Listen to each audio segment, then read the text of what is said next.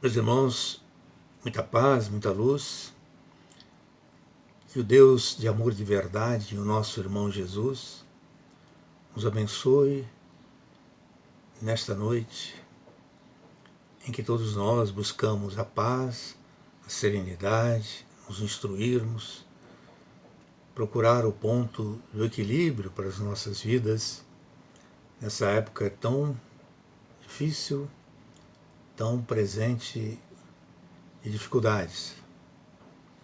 Agradecendo especialmente ao nosso presidente, o nosso irmão Delcides, a nossa jovem Lilian, a nossa comunicadora, pelos esforços que empregam para que estas atividades virtuais se desenvolvam com o maior brilhantismo possível. Em João, capítulo 24 a 28, encontramos uma passagem que traz o título Orar em nome de Jesus. Tenho-vos dito estas coisas em parábolas, Jesus é que diz. Vem a hora, porém, em que não vos falarei mais por parábolas, mas anunciar-vos-ei claramente as coisas do Pai. Naquele dia pedireis em meu nome, e eu não vos digo que hei de rogar ao Pai por vós. Porque o próprio Pai vos ama, pois vós me amastes e crestes que vim ao Deus. Que vim de Deus. Deixei o Pai e vim ao mundo. Agora deixo o mundo e volto ao Pai. É desta passagem que Emmanuel tira aqui, porque do 27, porque o próprio Pai vos ama, pois vós me amastes e crestes que vim de Deus. Ele tira desse contexto o texto, pois o mesmo Pai vos ama. E ele é a epígrafe da mensagem do Emmanuel, que vai ser objeto das nossas considerações nessa noite, para a nossa meditação e reflexão. E traz o título É o Mesmo, como a dizer que Deus é o mesmo onde quer que se encontre, que é o mesmo para gregos e troianos, ou em todos os territórios, Deus é o mesmo. E essa lição se encontra no livro O Pão Nosso, que é objeto de estudos de todas as terças-feiras, e que é um texto da autoria do Espírito de Emmanuel, a quem tanto a comunidade espírita deve. E é psicografado o livro e esta mensagem, evidentemente, pela criatura que nunca se afasta de nós, por estar sempre presente nos seus escritos, na sua lembrança, nos seus exemplos inesquecíveis, Francisco Cândido Xavier. Portanto, pois o mesmo Pai vos ama, ele começa assim, né? Que eu vou me assentar mais em determinadas frases para desenvolvermos, porque lermos o tempo não vai ser possível para nós dissertarmos ou comentarmos o texto total. Mas Emmanuel diz logo o seguinte, aqui no parágrafo 4º. Todavia, por enriquecer-se alguém de fraternidade e fé, não ouvide a necessidade do desenvolvimento infinito no bem. Ou seja, porque alguém é bom, porque faz trabalhos meritórios, porque exerce a sua fé, porque não despreza os valores da confiança, essa confiança que ele tem em si. E é muito comum, às vezes, as pessoas ser tão chamadas a essas atividades que faz, que se esquece de enriquecer-se, de desenvolver-se, como assinala Emmanuel, para o infinito bem. Porque esses elementos acessórios que comparecem na vida da pessoa são elementos para que ele avance, para que ele se aperfeiçoe, para que ele melhore, para que ele explore um mundo para experienciar o bom, o melhor, o difícil, o errado, e tirar daí os elementos para a sua perfeição, né? Caminhando para o infinito bem, como assinala Emmanuel. Ora,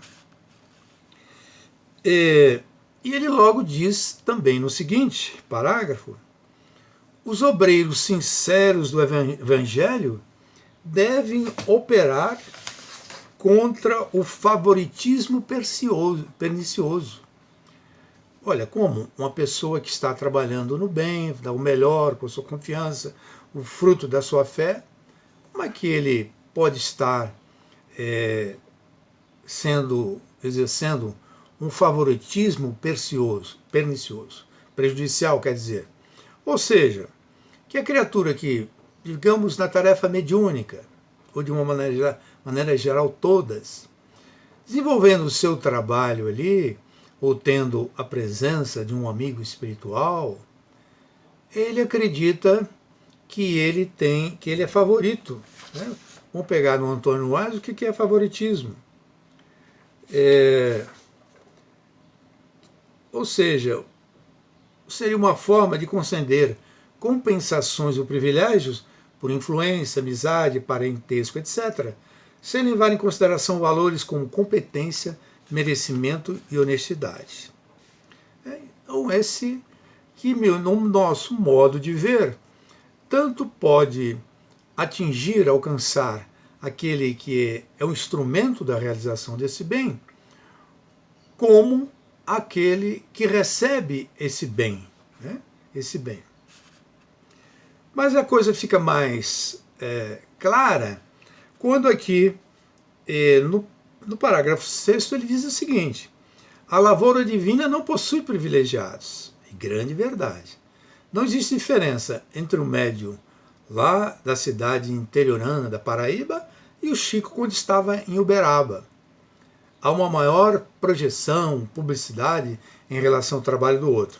Mas em termos de mérito, dedicação, sacrifício e renúncia, e perante o Pai não há diferença nenhuma, né? Cada um trabalha onde o Criador o coloca. Então ele diz que nesse trabalho há trabalhadores mais devotados e mais fiéis. Contudo, não devem ser categorizados a categoria de fetiches. Olha só. Fetiches. O que é fetiches? Recorrendo ao Antônio Wise ainda, objeto a que se atribui poder sobrenatural ou mágico e que se presta culto.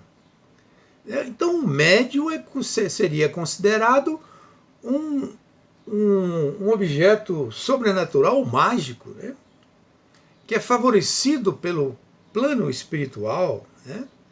E a criatura, o próprio médium, muitas vezes, subrepticiamente, inconscientemente, se leva a conta de tal, que ele é um protegido do alto, esquecendo aquilo que Emmanuel fala. A necessidade do desenvolvimento infinito do bem, esquecido por que vem a mediunidade nessas circunstâncias. Não é? E ao contrário, ao invés de ser considerado fetiches, devem ser imitados e respeitados por símbolos da lealdade e do serviço. E Emmanuel aproveita a oportunidade para nos alertar, a comunidade espírita, os médios desse jaez, dessa natureza, e aqueles que endeusam, idolatram os médios que assim comparecem. Então diz ele, criar ídolos humanos é pior que levantar estátuas destinadas à adoração. Olha só, a importância como essa frase nos atinge, nos choca até. Assim, criar ídolos humanos é pior que levantar estátuas destinadas à adoração. E ele prossegue, ligando com a estátua: o mármore é impassível, mas o companheiro é nosso próximo, de cuja condição ninguém deveria abusar. Ou seja, a condição do médium endeusado, levado a um trono que não existe, e dada a ele características, qualidades que ele não possui, porque o médium que atinge tal dimensão, ele nada mais é que um ser humano, próprio de cair, né, de sofrer tentações. É um ser que ele tem os instrumentos, as ferramentas, normalmente são criaturas devedoras no seu passado, exceção de algumas criaturas que vêm já com o caminho traçado para serem missionários e representar aquele trabalho. Mas a grande maioria tem aquela função, tem aquele encargo para atenuar as nódoas, as máculas do passado, né? Ajustar as suas contas com o passado. E quantas, se fôssemos dissertar, falar de tantos médios, o que foi, o que não foi, nós encontraremos um grande número de criaturas que militaram na Segunda Grande Guerra e que vieram para o país, em outros países, para resgatar os seus débitos praticados em tais ocasiões. E ele aqui, ó, o mármore é impassível, mas o companheiro é nosso próximo, de cuja condição ninguém deveria abusar. Muitas pessoas elegem o médium com tantos problemas como seu confidente de todas as horas. Se a filha vai casar, se vai jogar na loteria, se vai fazer uma viagem para o Rio de Janeiro, como é que vão ser os seus negócios no ano que vem. Tudo relacionado com o seu bem-estar. Mas o médium, e o Chico dizia até que ele ficou muito triste, foi encontrado uma vez muito triste, porque ele chegou à conclusão que determinada criatura que ele muito amava e gostava, chegou à conclusão que ela vinha procurá-lo pelas suas faculdades mediúnicas, não pelo amor que ele necessitava, o amor que ele dava para aquele companheiro, aquele irmão. Portanto, vira-se um objeto na mão do povo, na mão das criaturas, né? E daí a necessidade do idolatrado compenetrar-se que ele não é essa celebridade sem reparos, que ele está no mundo para uma função muito maior e superior, para resgatar o seu débito, evidentemente, mas espargir, ser intérprete do mundo espiritual na terra devastada, sofredora, cheia de choro e ranger de dentes, um intérprete do mundo espiritual repleto de bálsamos, repleto de espíritos que venham a este mundo enxugar as lágrimas e incentivar que as criaturas se levantem e caminhem em direção aos objetivos traçados antes desta encarnação. E ele diz o seguinte, olha aqui: pague cada homem o tributo de esforço da própria vida. Né? O que é pagar o tributo do esforço à própria vida?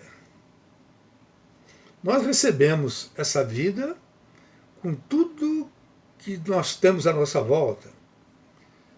O ar, a comida, a moradia, os elementos para nós trabalharmos, os elementos para nós evoluirmos, ou as dificuldades que vão nos marcar para nós, a duras penas, aprendermos os passos futuros pelos erros do passado. Então, a vida nos oferece muitíssimo. A vida é um espetáculo que se descortina para nós todos os dias. É uma miríade de surpresas cada dia. A natureza que nos recebe, o sol que dá clorofila, produz o vegetal produzir a clorofila, que se estende pelos campos para fazer o espetáculo da vida nas flores, nas sementes germinarem, que nos dá o calor, que nos traz vida em última análise, né? E nós temos, como o Emmanuel enfatiza, que nós temos pagar cada um o tributo de esforço à própria vida. E que são esses tributos?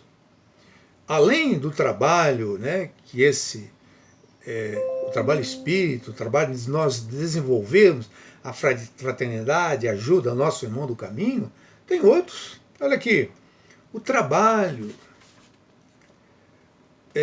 praticarmos a honestidade, fugirmos a essas tentações, nos portarmos com correção,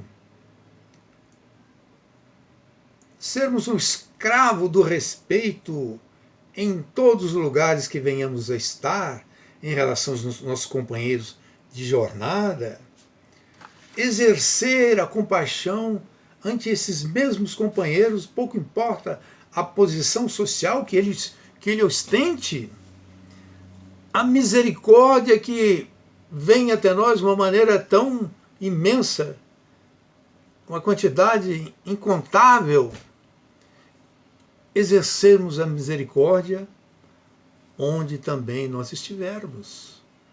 Porque se existe uma frase que nós deveríamos tê-la ao nosso lado, na nossa mente, nas nossas expressões verbais, é aquela que os Espíritos nos legaram.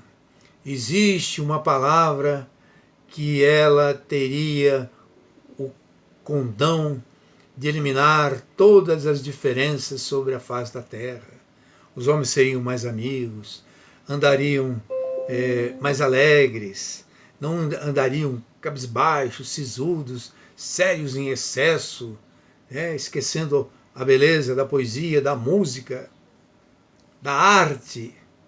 E os Espíritos nos dizem, é o perdão. Olha como é necessário eles trazerem essa palavra, o perdão. Porque não há uma criatura sobre a face da terra que não errou e que não necessite o perdão. Ou vá pedir o perdão amanhã. Porque nós estamos em burilamento ainda, né?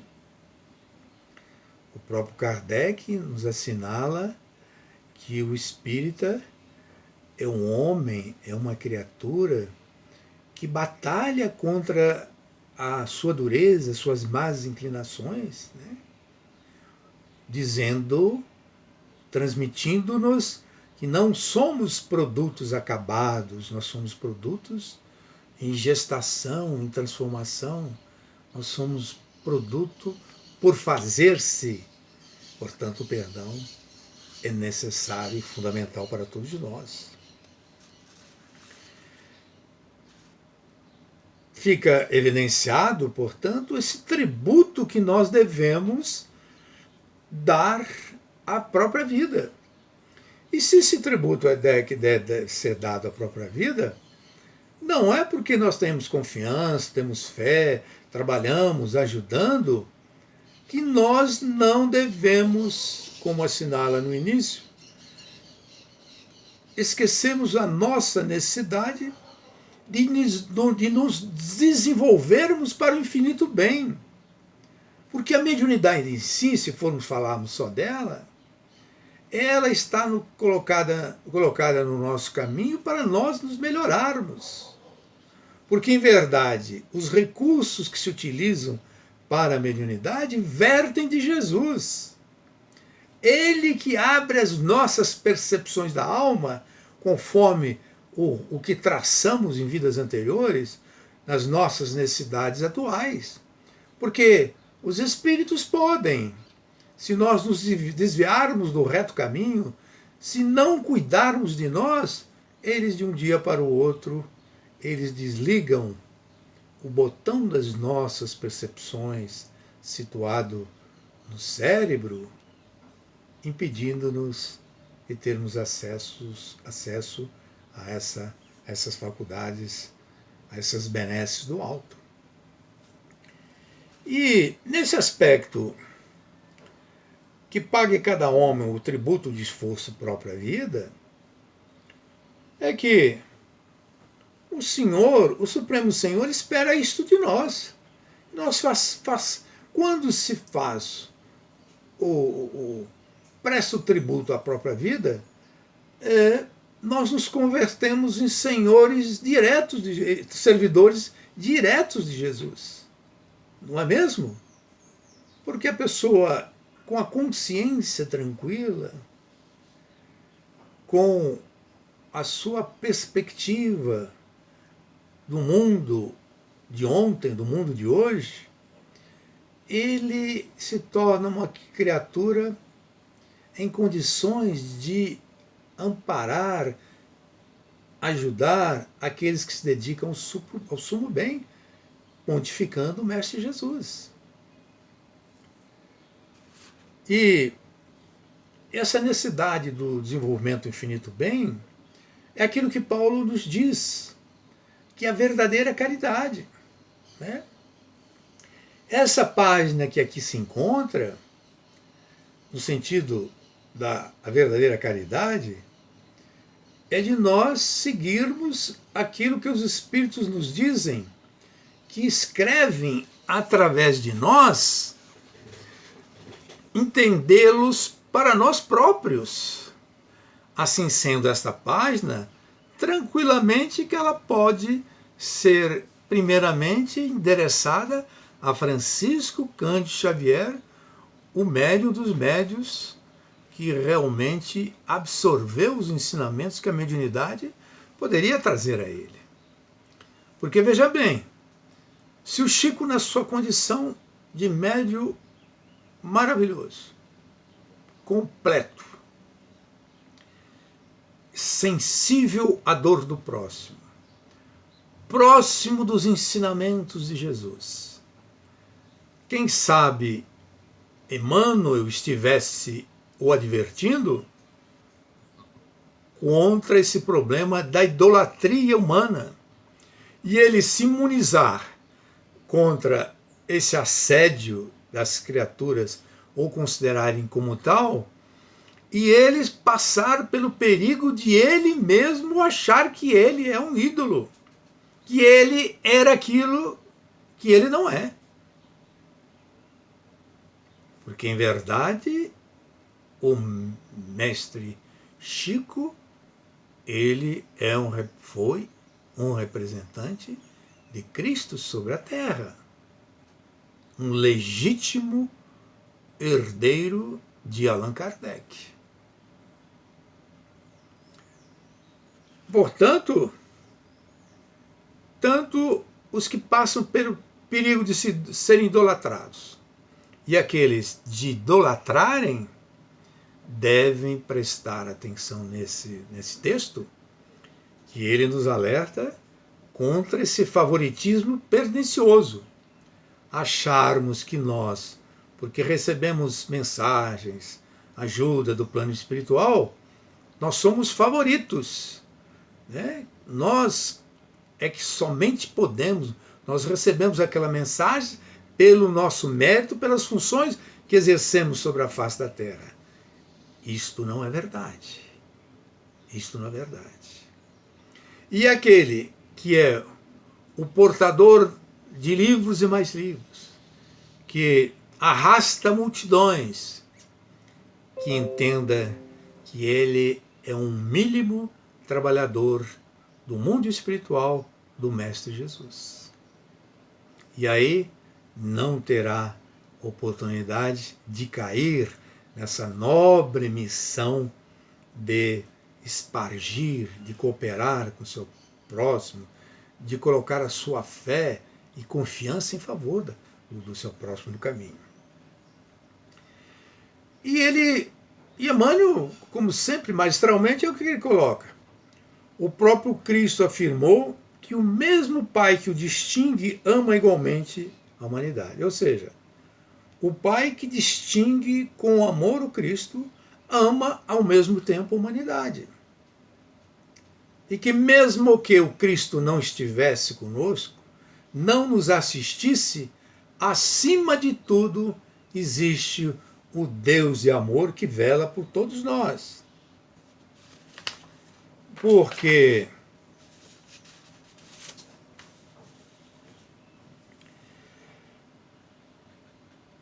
o Criador, isso é tanto verdade que o Criador é semelhante a uma chuva que cai abundantemente do alto. Ela não escolhe a moradia do rico, o terreno do rico, ou do pobre, ou do mediano, ou que vai ganhar na loteria, ou que já ganhou, para despejar a grandiosidade da água que contribui para o milagre da vida, que nos dá a condição de existência. Deus é que inspira os médicos e que ampara o doente, é o mesmo Deus. É o mesmo Deus, sem diferença alguma.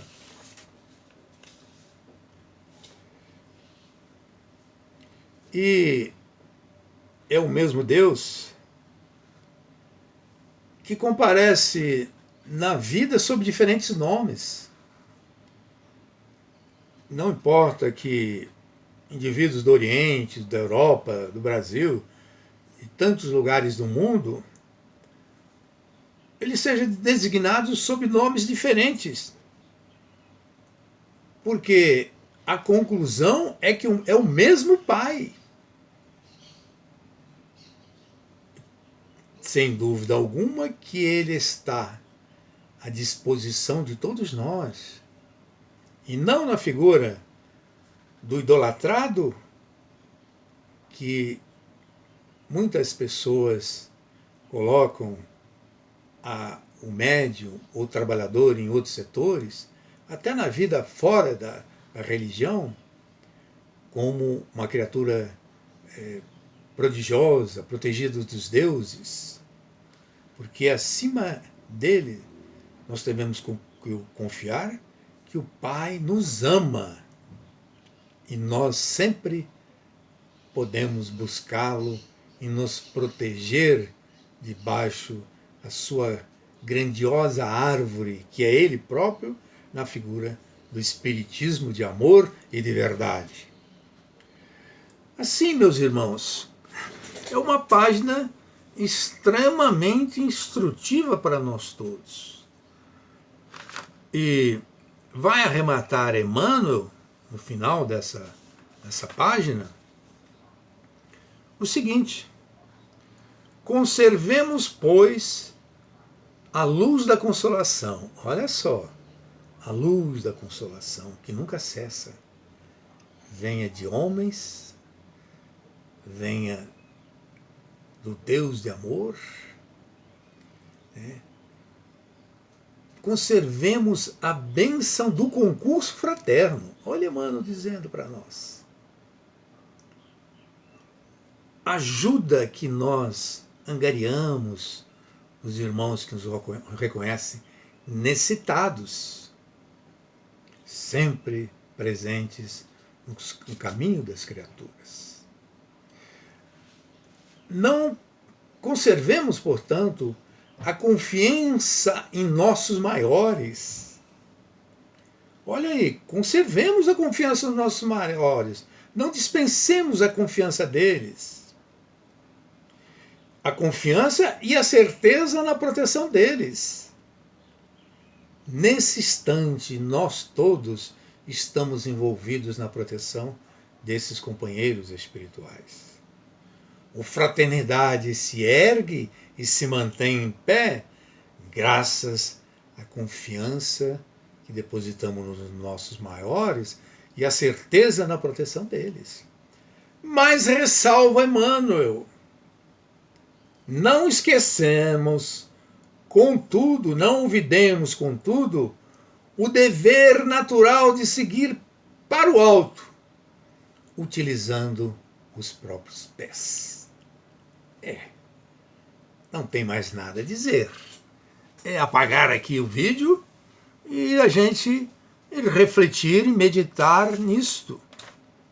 Veja bem, então vamos conservar, vamos ter a luz da consolação, a fraternidade em nosso favor, a confiança em nossos maiores e a certeza na proteção deles. Contudo, não esqueçamos, não deixemos para um período, quando nós estivermos desencarnando, essa norma íncita dentro de nós mesmos, de rumarmos para o alto, com as nossas próprias forças, com o nosso próprio patrimônio que nós já carregamos, porque nós já chegamos a um momento em que não estamos trilhando o caminho evolutivo dos animais ainda, nós já largamos a pedra, nós já não somos mais flores, o vegetal, nós somos criaturas que nos verticalizamos e cada vez mais somos autônomos, independentes, ou melhor, somos interdependentes para seguirmos o nosso caminho. Meus irmãos em Jesus, este era o tema desta noite. Uma passagem inigualável do Emmanuel, que traz o título É o Mesmo.